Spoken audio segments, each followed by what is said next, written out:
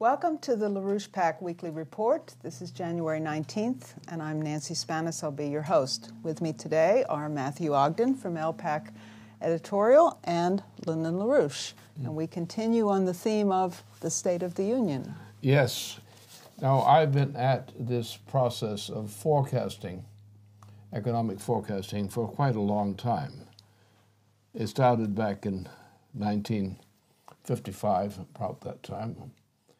And I got going with a good lunge in forecasting back then, and I've been improving since. So I'm probably one of the most experienced forecasters of competence in the world today in economic forecasting.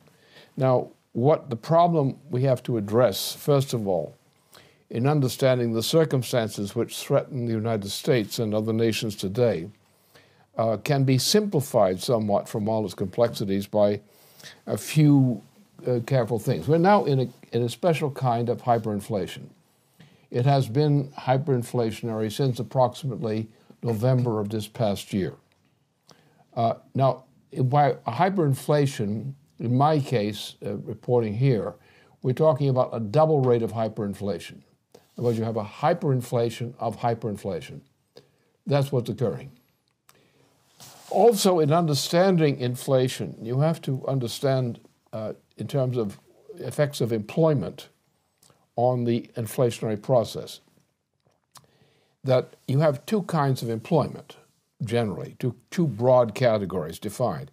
One are clerks and so forth. They get income, they spend income on things and so forth. That's part of the economy. But when you come to construction or to manufacturing, you get a different kind of situation. And it's very important to consider that in looking at the nation's problems today and how to cure it. In other words, you don't want clerical jobs. That's what you don't want to build up. You don't want to build up entertainment, etc., all these kinds of things that are not productive, physically productive. Agriculture is important, but it's not quite as decisive a factor in terms of the economy for inflationary purposes, except when you have a shortage of agriculture, as you do in manufacturing and in production. So therefore, we'll have to look at these terms. We want to eliminate inflation. We want to understand inflation, and especially hyperinflation, by the methods by which you eliminate it. How do you cure hyperinflation? So therefore, the things you have to concentrate on, you have certain services which are very important. Medical services, for example, are the scientific services. They don't produce much of a product in the normal sense of a commodity, but they are valuable. They're necessary. But in other things, manufacturing and construction. Now, the peculiar thing about a manufacturing job or a construction job is it's a multiplier. That you have someone who is employed as a number of persons are going to be employed in manufacturing. Well, every person you are going to employ in manufacturing is going to cause other people to be employed in something related to manufacturing, other manufacturing or services or so forth. So manufacturing is a big multiplier of employment, of productive employment. The same thing is true of construction. You have two kinds of construction, ordinary construction, and say something like NWAPA, which is very high gain construction. Very high gain construction is the most effective stimulant of the growth of an economy which ever existed.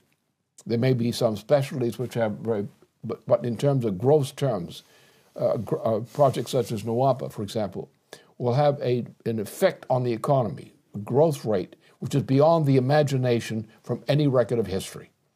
The very height of the dams that are going to be built in NWAPA typify the order of magnitude question here. So therefore, what we're dealing with is we're dealing with a lack of employment. We're dealing with hyperinflation as a result of a lack of employment.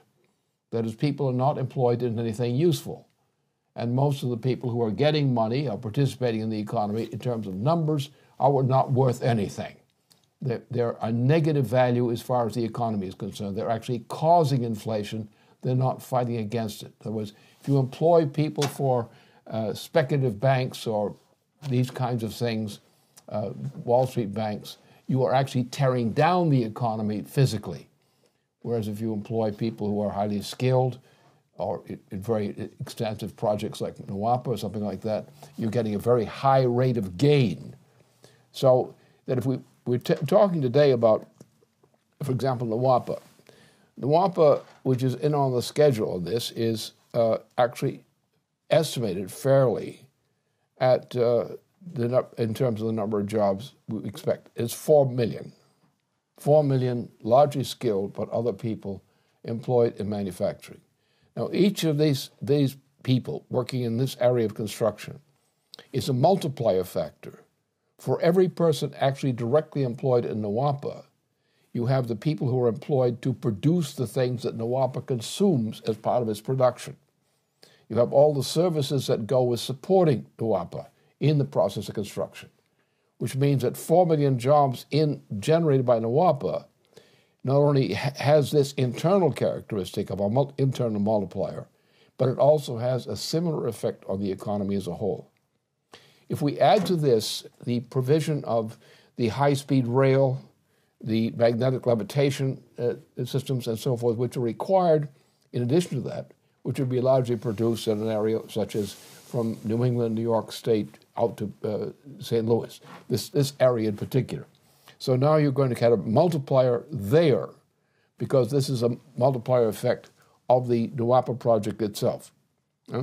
So therefore, when you say talking about building 6 million jobs in that effect by a NWAPA project, you're talking about many more jobs, productive jobs in the economy as a whole.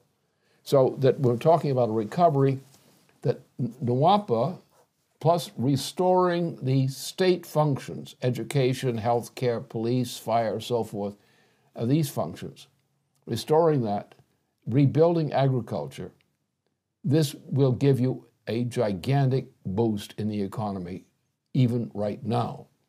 Now, it will take some time to get cranked up to a fully operating level. But the very fact that you are putting people to work, even if they're not yet very productive, that is, they have not gotten to the speed in being productive yet, the very fact that you're employing them is diffusing the hyperinflation. But the other thing is what the other side of the thing is.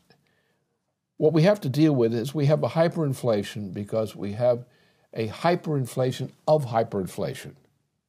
In other words, what's happening is that you are building up with a bailout system, you're building up more hyperinflation on top of the hyperinflation caused by the already existing hyperinflation as a result of this collapse of the economy. So that we're now, as of last November, the November election, we had a takeoff in hyperinflation. It's now accelerating. The rate of hyperinflation is going to accelerate more now, unless we stop it. And therefore, we're in a situation where, on the one hand, the application of Glass-Steagall to restart the economy, which is the only thing that can restart the economy, and I mean the original 1933 Glass-Steagall format. That's the law. No changes, no Volcker rule operation. It has to be strictly that. That combination of a NWAPA program, which would wipe about $17 trillion off the books of account as charges against the United States economy, and would have a similar effect around the world. So you would be collapsing a whole section of the economy, the parasite section. That's what you have to do. Every piece of financial operations which does not conform to a pass-through through the screen of a NWAPA program is a crime against the United States and humanity. That must happen. You don't be concerned about any bank shut down, because if there is a bank out there that has a commercial banking characteristic in it, we'll take the non-commercial banking characteristic and we'll put that to one side. That's gone, baby. What remains then, we will find out that when we save what are the equivalent of the commercial banking section of the banking system now, we're going to find out that we have less value in the activity of those banks than the banks themselves represent. That's in terms of their normal functioning. So you have banks which are essentially bankrupt. But since they're commercial banks, or meet the standard of commercial banks, we're going to keep them alive. So what we will do, we will combine things. We will take credit, we'll give the banks their share of the work, that is the merchant banks. We'll pass on to them those contracts which are not strictly government employment contracts, which will have a core government-created production line on Nawapa and similar things. That will be directly government subsidy on that part. But you will also have people who are employed in the private sector in support, integral support of Nawapa and things that are related to it. Now, for this, we're going to have to give the commercial banks the trust of credit to carry on the conduct of these other operations, these contract operations, shall we call them. And that's where we will, the federal government, after canceling $17 trillion worth of bad debt, which they never should have had, means that we're going to have to absorb a few million of, in terms of the, relatively, a few trillion, in relative makeup of viable parts of the economy that have to be reconstructed, or maintained. But we're also going to have give credit from the federal government, in addition to the credit given to the states for state support. We'll have to give the federal government the responsibility through the banking system of providing credit for these necessary projects, which are private project. And we will pass the credit through the commercial banking system. Now, the art in this thing is going to be to build up enough of this kind of construction, this kind of work, in order to get a full spectrum national credit system functioning. So that will be our job. And we will take, we have $3 trillion, we're going to, again, we take right out of the heart. We'll have to put back in there. But the other assistance, the other financing of the project will either direct government financing of the project, the government part of the project, or you will have the other things which are auxiliary byproducts, subcontracts, so to speak, of the Nawapa project and related kinds of projects. This we must use government credit, state credit, which we will pass through the instrument of the commercial banking system in order to restore the functioning of the commercial banking system. And we will give these banks protection, federal protection against foreclosure in coming out of this kind of reorganization. And that's a recovery program. We're going to find out that by putting the major projects into place, say the Nawapa project, the railway projects, the development of power source projects, those kinds of things, which will go through the commercial banking system as the government support for this, this will all be one package. We have to get the package big enough to simply restore full employment. And what will come into effect here is you will have the effect of the spin-off effect, that all of these projects which are being funded with the terms of government credit will now be supported or will generate support of other forms of employment which will live on, in a sense, will live on the market which is created by these directly government projects. And we will have to provide for credit to assist these private enterprises to get into business. And this is what we're going to have to do. If we don't do this, if we don't adopt Glass-Steagall now, as President Roosevelt's administration put it through, exactly that form, no Volcker rule. Volcker rule is worthless. It will not do any good at all. It'll be a disaster. It'll make it worse. It has to be the full. Paul Volcker is not a bad person, but he's a monetarist. And as a monetarist, he does not understand the United States economy. The United States economy is based on a credit system, not a monetary system. Our Constitution is a credit system, not a monetary system. We've discussed that repeatedly. Right. So therefore, he doesn't understand. He's a good guy, but he does not understand how an economy actually works. Now, you're going to have the three phases of what this I'm going to have to address on Saturday. The first phase is the general one. What's the problem? What are we going to do about it? The second phase is the Nawapa, not just the Nawapa project, but the rebuilding of the states. We have to rebuild the states. We have to make sure there's enough credit going through on authorizable programs to get the states functioning and to give them an income base so they can maintain the school systems and so forth, the police systems, the fire systems, and so forth that go to, and the healthcare systems that go with this. So we're going to have to engineer the federal budget and federal planning to make sure that we are covering these kinds of needs, which we just pick out legitimate things which are necessary, and we provide the credit for these to function. Because what will happen is by giving money into federal credit into the states by this, you will have the states will generate some growth. Every time they spend money, somebody else benefits from it. And so you'll have a private sector explosion of progress based on that. The other two things which are crucial, of course, of all, is the Nawapa project. Nawapa project is not only the thing that will save the United States as an economy, but it will be the biggest driver and stimulant for the recovery of the world as a whole. What will come out of that immediately, with the support of the federal government, is a credit for the actual private sector contributions to the Nawapa project and to the railway, NAGLEV, and so forth kinds of projects will be part of the package. Our major emphasis will be on collaboration with foreign collaboration, which will be concentrated on a shift, a high-geared shift into nuclear power and into thermonuclear fusion. And that's going to be a continuation of what's already started on a big way in Russia, China, and in India.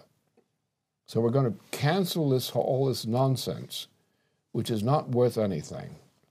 I mean, windmills and solar collectors are insanity. They're criminal insanity from a standpoint of economy. There's not a windmill used as a power source which can pay for itself, even at inflated prices. There's not a solar collector that is not more destructive of the economy than it is in contributing power to the economy.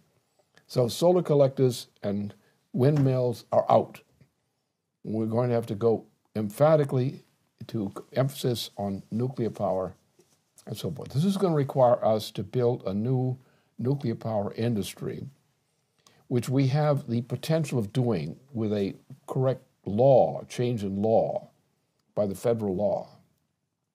And by doing that, we have a chance of another 1 million people to be employed in reopening the nuclear processing of fuel we have, fuel resources we either have or can have. And this will provide the power for the general improvement of the economy. We will be changing the characters of the economy in terms of shifting sensibly away from all this highway traffic into much more rail.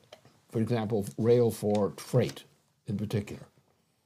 Highway operations are not productive. They are not constructive. These were imposed artificially on the economy. So we'll be going to long-range transportation systems, which will be largely high-speed rail, and it'll be heavy rail, not light rail, because you can't do much with light rail except move cows around or something. So therefore, it'll be that and that sort of thing which we'll be doing, and also we will actually we probably should be starting right now a test run on the idea of an evacuated tube, which gives us the ability to move passengers through an evacuated tube at 1,000 miles an hour. which means you're really much over the airplane just at that point. But we have to build up a test run just the same way we had to build up a test run on how to design magnetic levitation systems. Right. Magnetic levitation systems will take us up to about half that speed. Right. But the evacuated tube method with the same thing will give us 1,000 miles an hour. And that should be sufficient for long-distance transport. If you want to get to California in the afternoon, I think you can do it from here. That way. Can't wait. So then we have, in addition to that, we have to build up the world on the basis of NWAMPA, is to build up a change in the nature of economy. We're going to have to create a real world economy, not a single one world economy, but we have the projects of Africa to do, like the Trans-Aqua project is an example of this. And this has to be something the United States supports. We have to be integrated in our collaboration with China, with Russia, with India, with Korea, with Japan, and so forth, in developing these things. We're going to have to build the connection in probably rail and tunnel through the Bering Straits, because the major driver for the development of the economy of Asia is going to be centered on an increasing reliance upon mineral resources from Siberia and related parts of Russia to supply these things which are needed by China and by India in particular, emphatically. So therefore, that's going to be a major part of our work.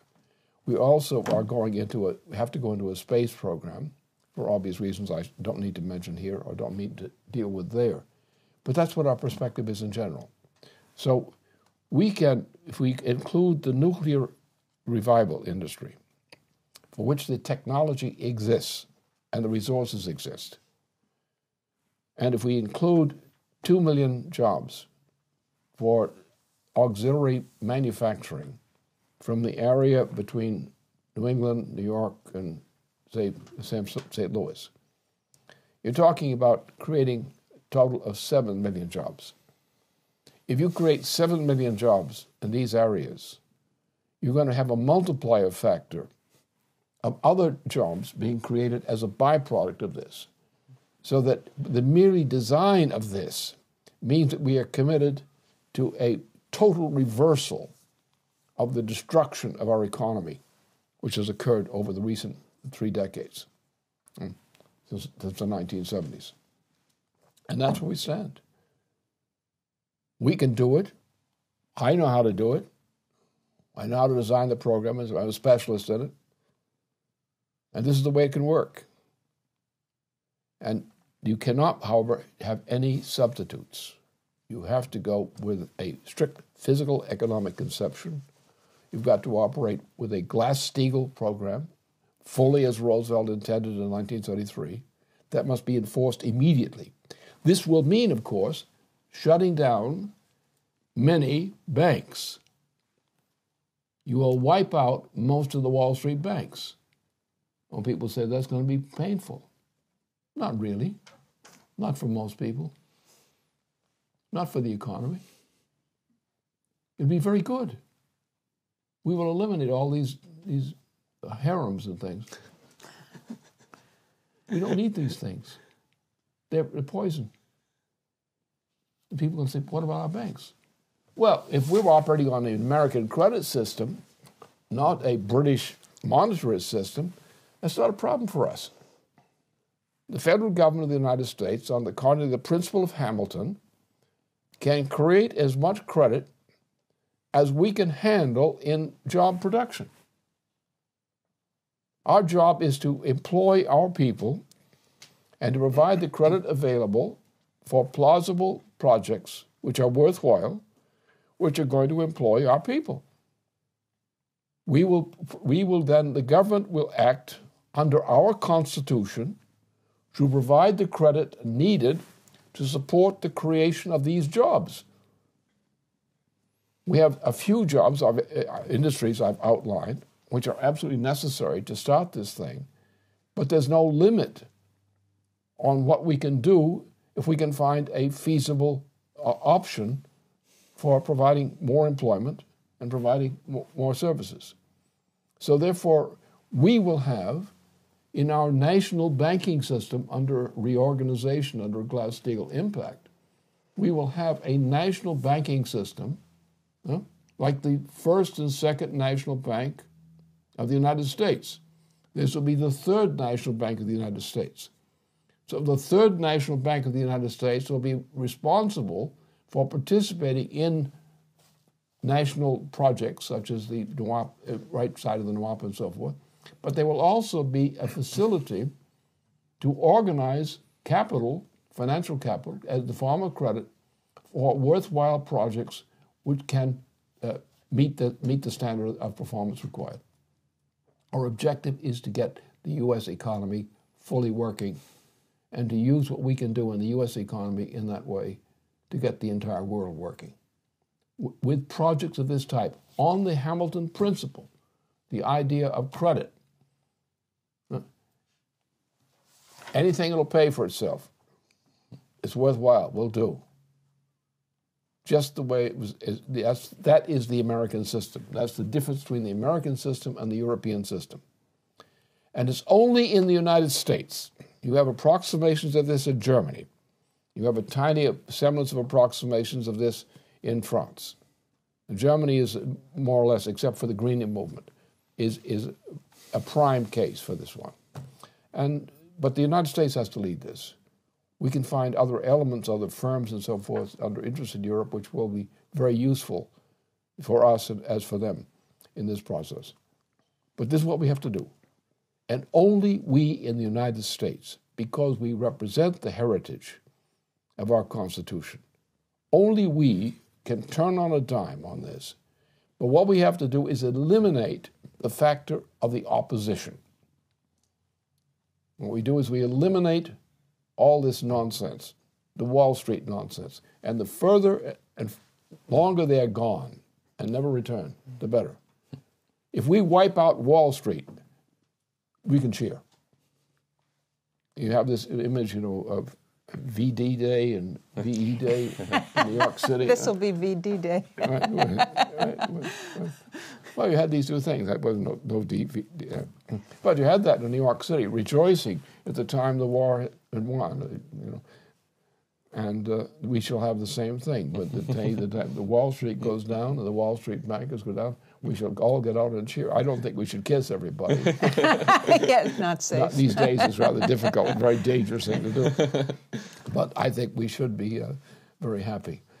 And we should see this loss of Wall Street and similar entities around the world not as a suffering, but as a bonanza.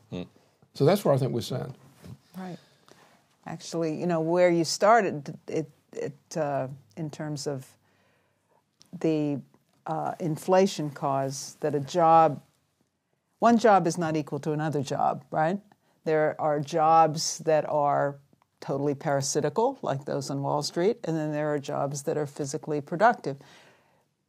Our people have tended to lose that sight, just the way they've lost the idea that, and it's related to the fact that $1 spent for one kind of job is not the same as $1 spent for another kind of job. They think in terms of money, in terms of the productive potential, the credit of what is being set into motion. They're breeding money, not wealth.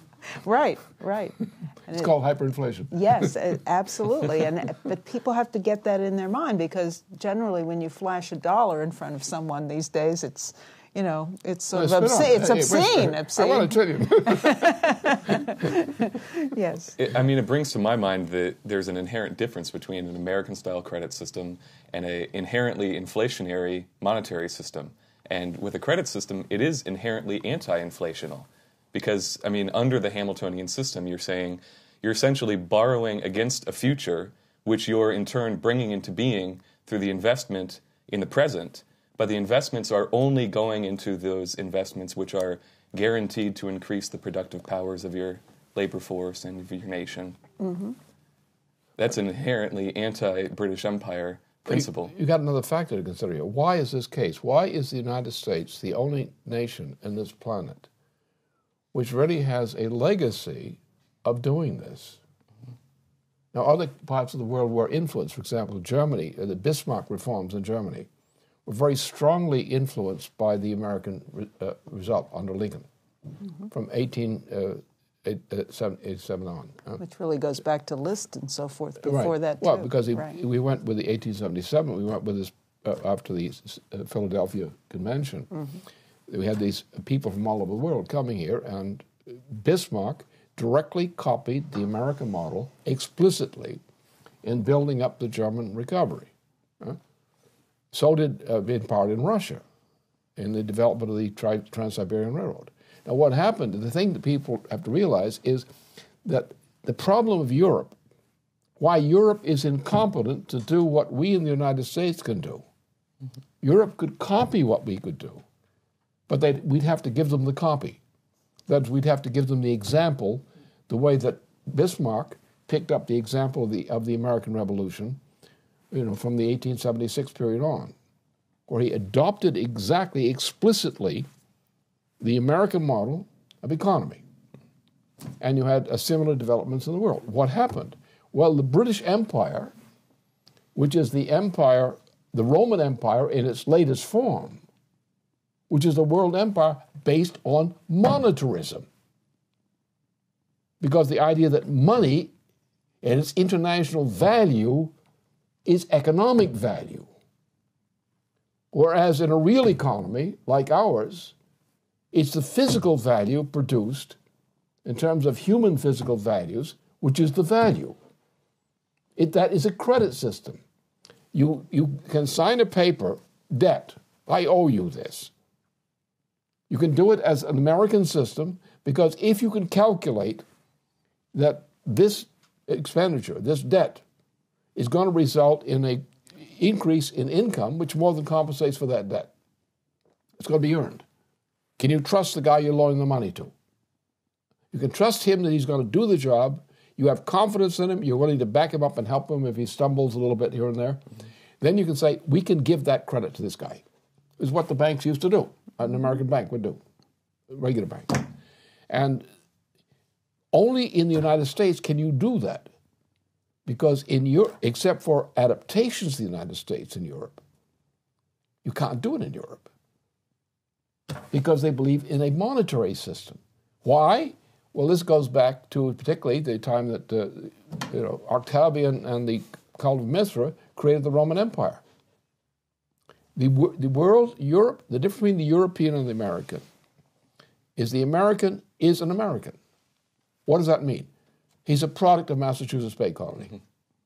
He's a product of what was started in the Massachusetts Bay Colony as an expression of the intention of people from Europe who said, echoing Nicholas Vacusa, let's get the hell out of here. And they meant hell. Yes, they did. And let's go across the water and let's take the best we have of our heritage as European culture. Let's apply this under conditions where we can operate under a credit system rather than a monetary system. Because a monetary system is a form of imperialism. The British Empire is an imperial system. Why? The British Empire is a predecessor of the Byzantine Empire. It's the same business taken over by new management and some of the old management. The old Venetian system, was a product of the same thing. The new Venetian system was a product of the same thing, called liberalism. The British Empire was nothing but a successor brought into Britain by William of Orange as the new empire, the Orange Empire, which was called the New Venetian Empire.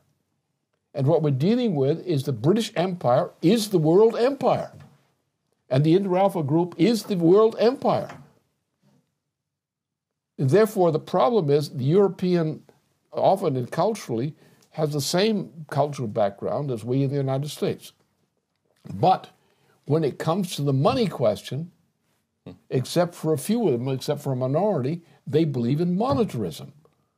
We do not believe in monetarism, except among our scumbags.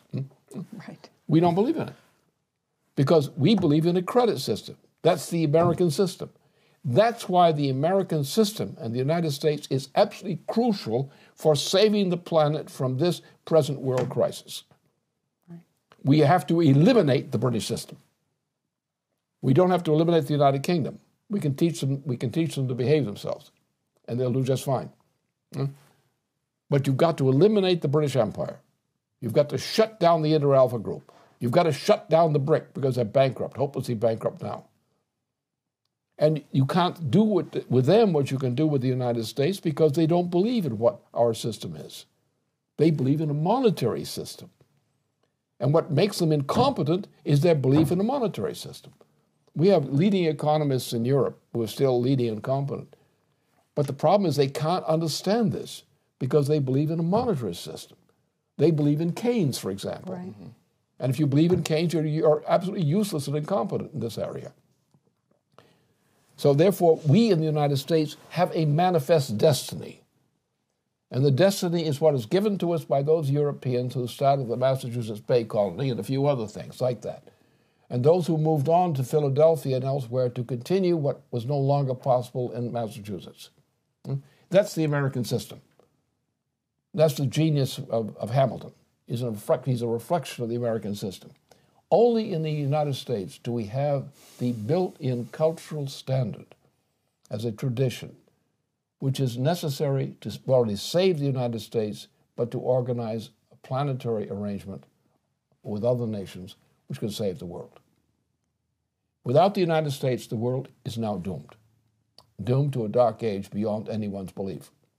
If the United States can act now as its intention of the nation, as its State of the Union intention, to do that, we can save the planet. And that's our mission. If we can't do that as the United States, the world is gone right now. The world's population will collapse to less than 2 billion at a very rapid pace. And you don't know what kind of thing you'll get out of it afterward. But if we succeed, if we get this Obama out now and implement this program of recovery, we can not only save the United States, but what we will do will help to save the world. Because we will have a receptive treatment from China, for example. China wants exactly the ability to carry forward with what they respect and what we're doing economically. Those in Russia who come to their senses will abandon this nonsense and do the same thing. India is much slower because much of the population is much more illiterate than in China, and therefore they're slower in India. But they will do the same thing. You have countries which are protected in Africa, and some of these countries have some of the ingredients that they will do something about the situation, like the Transaqua project. And we will help them to do that. Countries in South America, some of them, like Argentina, for example, will be big enthusiasts for this sort of thing. And it will happen. We can cause it to happen. We can cause the world to be saved. But we have to understand what it is about us, not to exaggerate us. We're just Europeans, essentially. What's the difference between American European and a European European?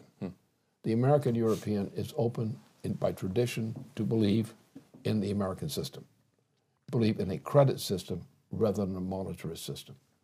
A monetary system is an empire. And countries that believe in monetarism cannot organize a recovery of the type needed unless they're prodded to do so by the American system. Well, because you have the United States was the only nation to be founded on the principle that man is not a beast. And the only nation whose constitutional law is in conformance with natural law. And so from that standpoint, any gambling debt or any speculative debt which doesn't conform to natural law is also illegal under constitutional law. And that's the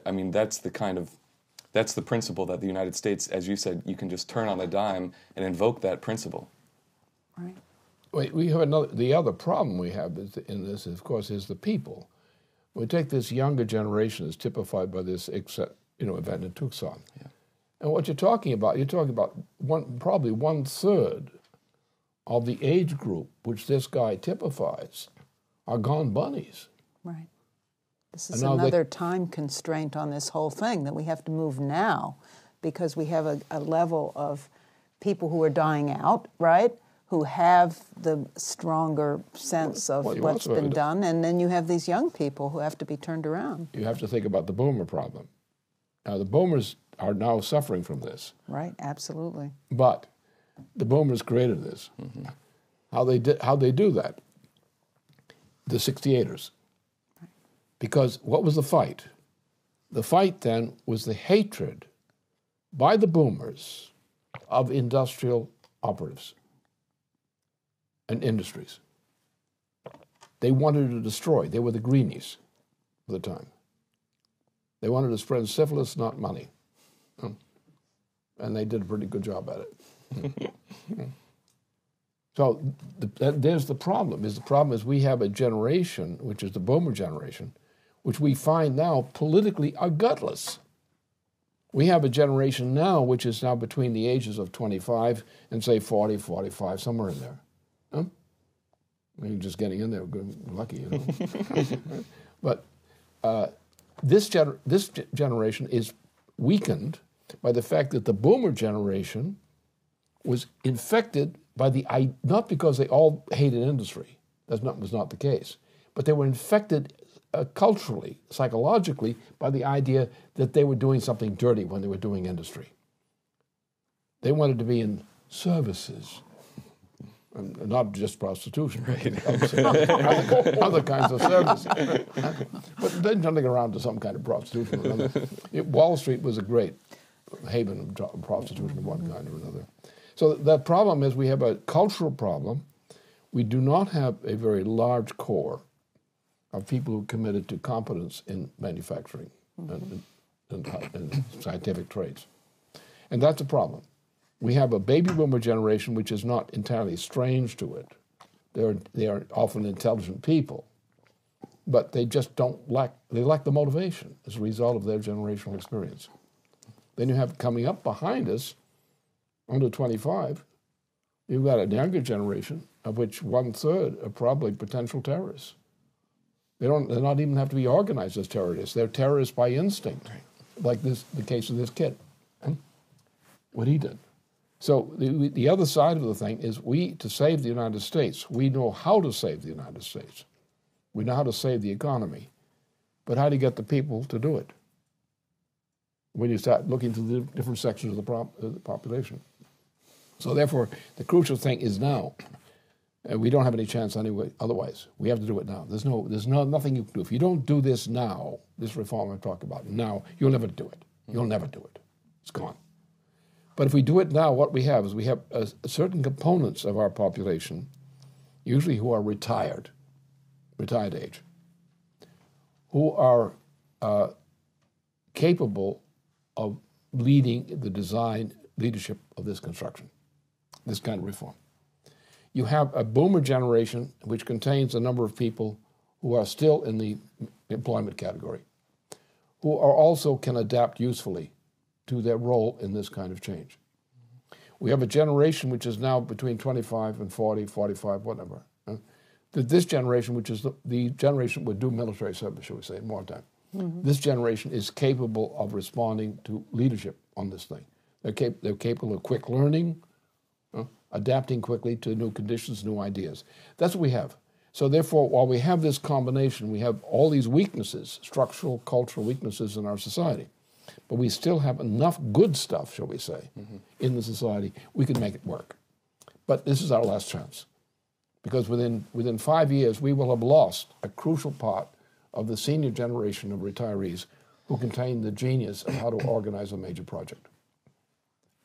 I mean, one thing also on the younger generation, we have noticed a trend over the past few weeks of these 6 candidates, the LaRouche Democratic candidates, who are part of a younger generation, inspiring not many, but inspiring certain unique individuals among the younger generation to say there's something different here. We noticed that with Keisha Rogers' campaign, several young people joined the campaign to join the fight. Last weekend in New Jersey with Rachel Brown, there were several young people in the audience there who all of a sudden opened up and became completely inspired about the possibility of a younger generation taking the destiny of their nation into their hands. There's an art to this process. which we conceived, not by being unwitting about it. We had a core of 3 people who had gone through the process of becoming leaders on the national level, on the level of the federal government. So we expanded it to 6. Why did we expand to 6? Because we didn't dare do more. Why didn't we dare do more? Because we couldn't find the people who qualified to do the more the way it had to be done. What the difference is here is the fact that the people who are the 6 are caught up in a little problem. That by having to function as the 6th, their individualism is toned down. See, what happens is the young intellectual tends to be an egotist. And the egotist wants to do his thing. And he wants to do his thing a little bit differently than somebody else. Now, what we did with the 6 is to create a monster, a good monster. That's the best kind of monster, good one. These people are now committed, 6 of them, to coordinate as a single entity, to cooperate to a common purpose with a common mission by a common method. And each has a different talent to bring into that collaboration. But what's out there is not 6 people. What is out there is the 6. And it's these 6 as opposed to 6 people that makes a difference. Obviously, we're going to do the same thing all over again. We're going to expand beyond that. And we're going to have to start thinking about state level, on the state legislative level. Same thing. We have to build up a younger people who are younger than this on the state level. There are people who qualify for it. We have to build them up. So this is all part of making this revolution back to safety. You have to start by creating a sense of a national unity as opposed to we in this region do this thing, we in this region do that thing, we in this region do this thing. It's nonsense. It's ego trips. It's not a sense of a mission. It's not like a military mission in warfare. You have a common purpose, and you coordinate your skills and your aptitudes to achieve a common end. And we have 6 people who are dedicated and imprisoned by the commitment to serve a common end. And we will extend that principle further in the organization to do that and through society. We now have to think about, with the developments of the recent weeks, about building up the cadre forces among these generations. We need to build up state leadership, that candidates for state office, or who are already in state office, but working as teams, in state teams. Because there's the natural thing is on the state level, the elected representative in the legislature is much more open in responding on national policy than the people in the Congress. And therefore, it's only when these people in this layer kick the butt of the people in the Congress that the Congress really does anything good. What you have to do with the Congress now, you have to kick them in the butt. Who's going to do the butt kicking? We've got to get some people from the younger generation on the state level who have all the motives for doing it now to kick them in the butt. And until they're kicked in the butt by the younger generation, which is generally the state level leaders, they're not going to move properly. Fun. Yeah. Well, that's interesting to think about the state level. Another layer underneath the D6. Well, you're going to have to do that. You're going to have the forces to deal with this problem. Right. You've got in the still younger generation. Right. That's true. You're going to have people on the proximate generation dealing with the people in the still younger generation. Right. You've got to be able to reach every section of the country, really, too, even though they're one unified force. I mean, as the other point that this reminds me of is while you were talking about the job creation program, another aspect of that which you've always emphasized, which is crucially important, is that, and which FDR ensured, was that every part of the country gets a benefit from participating in this national mission. Right. Well, that's true economically, and it's also true politically, that every part of the nation sees their, responds to the leadership. A sense of the unity of the nation. Yes. The idea of the sense of being part of a unified nation. Which was such a crucial element of what building the Constitution was all about, in it, making the economic forward motion of the nation the central sense of identity for everyone in the nation, no matter where they came from, because at that point they all came from, well, many of them came from somewhere else, not here in the, not homegrown Americans. Well, that's also, one thing you mentioned in your opening remarks, this industrial triangle between Boston, New England, the New Jersey, Mid-Atlantic region, and the Midwest, St. Louis, Ohio, and Michigan. That's something that we're really trying to work to pull together with these three candidates in that region, but from the standpoint of not just, now usually what the tendency is each state is competing against the other for success or for revenue or something like this. And but no, from the standpoint of exactly what you said, a national mission orientation around the NWAPA program. I think the question of even in that region, I have been dealing with that area back in 1956, 57. It was in the middle of this process where the New York Central Railway and the Pennsylvania were negotiating. And New York Central was being rather bad at the time. But we also were shutting down the Baltimore and Ohio railways, all these things out in that whole Jersey area was a complex of rail and freight handling, rail-related freight handling processes. So I came up with the idea of you saying we got computer systems now, they're rather awkward and so forth, but they're good for this purposes. We could build large warehouses which would be designated to proprietary storage and take production, which is coming from New England, from Pennsylvania and other places, and concentrate it in a few points around the country, particularly this area, the northern Jersey area. And we would, by improving the rail services, which could be done along these rail systems, we would actually greatly increase the efficiency of the process. Now, the problem here that I had people who were really, particularly on the Pensy side, who were really enthusiastic about doing this.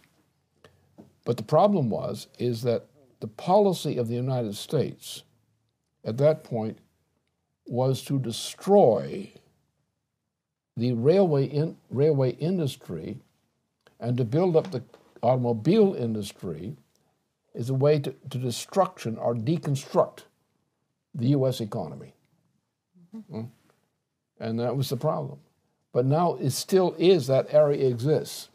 If you're going to build up manufacturing, and you find that New England and that area of Jersey around New York and certain other areas in the Midwest are the areas where still the cultural level of the talent is needed for this industrial recovery.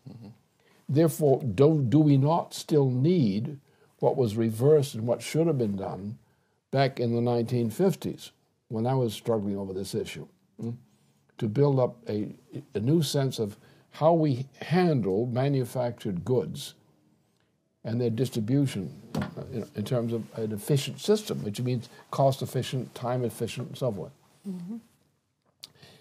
So that there are projects of this implication which are possible in the New England, New York, Pennsylvania, etc. area, which are model opportunities, which can be copied in other parts of the country. But I think perhaps some concern about, New York City crisis was actually a result of the decision to deindustrialize New York City. Greater New York City was one of the major industrial centers of the United States. What happened after the war? Deindustrialization. So where's the money coming from then for the New York City? Wall Street. Financial services. So now then New York City went bankrupt because it accepted deindustrialization. Right. Now the argument was we're going to get rid of the smokestacks. Well, that was not a real big problem. Mm-hmm. We were already past the big smokestacks as a industrial, for heavy industry. We just had to use modern technology. But the point is Wall Street wanted to, and England particularly, wanted to destroy the U.S. industrial economy. And this area was the concentration of the industrial economy of the United States. Detroit and so forth, Ohio were significant, but this was the center. From Boston on down to New York City. Through Philadelphia, too. Philadelphia, that was the core of it. The Penn Central, New York Central Railway System was the actual center of the nation in terms of industrial potential. It was destroyed. So one of the things that are open, if we can get this reform going, is we have to have younger people get themselves inspired in what these opportunities are from the past that can be done not in the same way we would have done them in the past, but what's the equivalent? What's the possible improvement, and how do we organize it? And that's the way I think we can. With our nation, with our culture, this is the way you can organize it. Mm-hmm. Mm-hmm. You organize it around involvement, commitment, joy, right. The sense of achievement. Don't go out and just cheer for the football team. Go out there and cheer for the industrial accomplishment. Well, it'll be way beyond what was the only referent that many people have now, which was the moonshot in NASA. That's sort of a referent in their mind when the nation felt pride and a sense of wanting to contribute to a major goal. The NOAAPA is, light years, so to speak, beyond that, and it's totally addresses all the questions that you're putting on the table as a physical economic driver. Mm. Well, it's time as us. What we have to do is organize a recovery. Right. And it means not just reorganizing the physical measures, the laws, and so forth. It's a matter of reorganizing the Americans' view of themselves. Right. Yeah. The mind. What they consider themselves, what their options are, what they're going to do with their life, what it means to be human, all this stuff. It's cultural. It means also classical artistic composition. More return to it, because the mind cannot function without classical artistic composition. It does not function properly without it. So, on that note, I think we're on the crest of a webcast. Mm-hmm. We've given you another foretaste of the webcast, and every reason in the world to mobilize everyone you know and those you don't to watch on Saturday at 1 p.m. Eastern Time right at this dial. People complain that I'm talking old language, but, LaRouchePAC.com. Lyndon LaRouche will be speaking as the president because we don't have one. Worthy of the name. The head is vacant. The head is vacant, and we don't even know whether there's anything under. The head is up there someplace. Whether there's anything underneath. So, I do urge you to do that mobilization, to watch yourself for the webcast, and then we'll get back with you next Wednesday. And that's it. Thank you, gentlemen. Thank you.